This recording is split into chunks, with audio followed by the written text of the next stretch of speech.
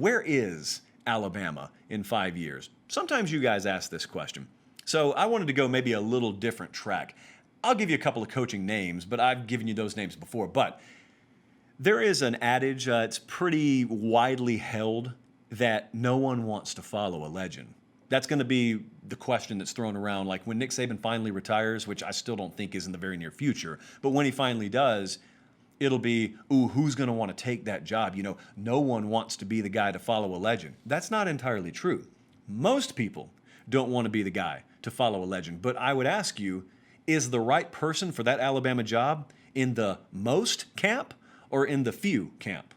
Table that thought for a second. I want to take you to Columbus, Ohio. Think about the head coach at Ohio State, Urban Meyer. No, it's not Urban Meyer anymore. That's right, he's gone. One of the biggest legends in his own right in the history of college football. He's gone. What do you think Ryan Day's attitude was when the powers that be in Columbus came to him and said, Ryan, we know you don't have any head coaching experience, and we know Urban Meyer's a legend, but we want you to take over for him. Do you think Ryan Day, everything you know about him, everything you've seen, the way he carries himself, the way his program reflects him and carries itself, do you think that guy had a moment's hesitation? Do you think he sat there and crossed his arms and said, well, it's a nice opportunity, don't get me wrong, but I don't know if I want to follow a legend? He probably would have crawled over broken glass. He probably would have fought wild animals to get that job. Guys like Ryan Day do not care about the perceived challenge that awaits them. They embrace it, which is what I want to go back to. Who takes over for Nick Saban? I don't know. I've always been partial to the idea that Mario Cristobal is going to be in a prime position. Jeremy Pruitt, for all we know, may be in a prime position. I don't ever go down the Dabo Swinney road. I just don't.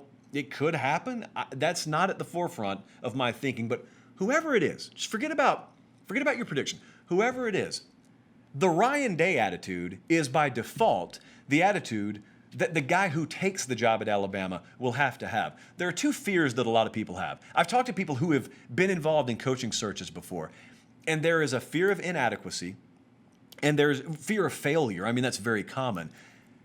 I'm not saying that these elite type A, ultra alpha personality head coaches, I'm not saying they don't have those. I'm not saying they don't have fears just like you and I. Maybe the difference is they don't worry about it. They just jump anyway. So like Ryan Day, I don't think he gave a moment's hesitation to taking that job. That's a chance of a lifetime, opportunity of a lifetime. Now, if Urban Meyer was exiting and there were major sanctions that were going to be imposed on the program, that's one thing.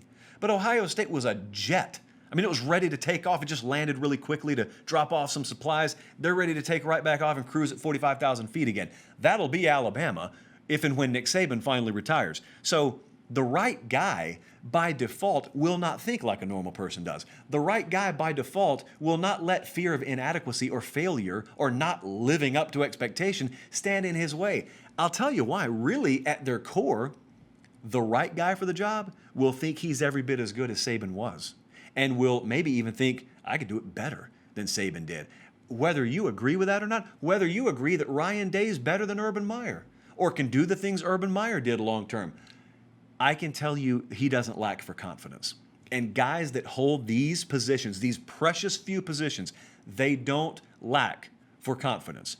And the guy they find to replace Nick Saban at Alabama won't lack for confidence. But here's the beauty of it. It's the same as it is in recruiting. When you go into a kid's living room and you got a stacked roster and you're recruiting a kid and they look at that roster and then they look at another roster of another program that's recruiting him and they choose the other program because, I'll have a much easier path to playing time there than I will at your school. I mean, you already got 3 5-star players at my position. That's great. The other program's probably where you need to go, because to make it at a program that already has a stacked roster, you can't be scared of competition. You have to embrace competition. Well, when you're replacing a legendary head coach, if you have in the interview process any trepidation from the person who is sitting in the interview chair, you got to take them out to eat and then send them on their way. That's not the guy for the job. The guy for the job is one who shows the proper respect and shows the proper reverence for the incredible, legendary job that the previous coach has done. But they say, I'll take this thing. and I'll keep it right where we are, if not take the next step. So I think that there's this perception when Saban's done, oh, Alabama's done. They're going to fall right back to the pack. Hey, maybe they will. I mean, I'm not a fortune teller by any stretch, but I'm just telling you, there are going to be some candidates out there that are grade A. And remember, when you were hiring Saban, Alabama was a mess. You don't have to go through that. Now, you don't have to woo people. You don't have to, if you're Mal Moore, the late Mal Moore, if you're running things at Alabama now, Greg Byrne, I think, is the athletic director there. You're not going to have to waste 2 seconds of your day selling someone on the concept that, hey, you could win at Alabama. Everyone knows you can win there now. It's a night and day, doesn't even come close to describing the difference in Alabama 2024, let's say, versus Alabama 2006, 2007. So there'll be candidates.